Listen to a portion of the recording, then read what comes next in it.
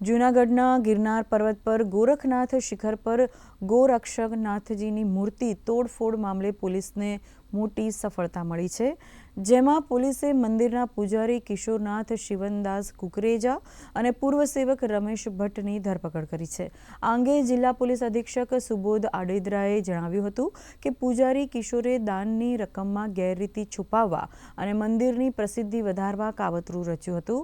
ત્યારે આ કેસમાં એલસીબી અને નેત્રમ શાખાની 10 ટીમો દ્વારા સમગ્ર ઘટનાનો પર્દાફાશ કરવામાં આવ્યો હતો।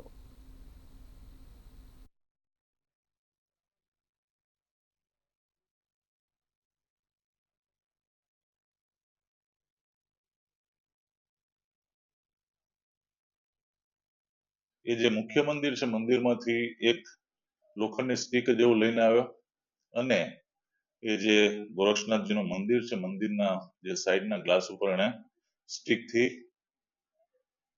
પછાડી 2-3 વખત સ્ટીક એને ત્યાં મારી અને એનાથી એ વખતે મંદિરનો કાચ તૂટી ગયો।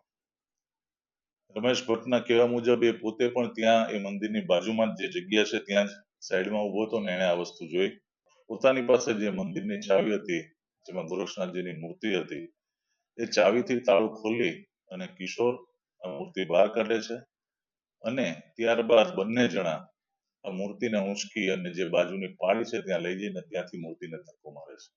ઘણી બધી બાબતોની તપાસ હજી ચાલુ છે, પરંતુ અત્યારે જે પ્રાથમિક વિગતો ધ્યાન ઉપર આવી છે, આ કિશોર કુકરેજા જે છે એ અહીંયા પગારદાર તરીકે હતો।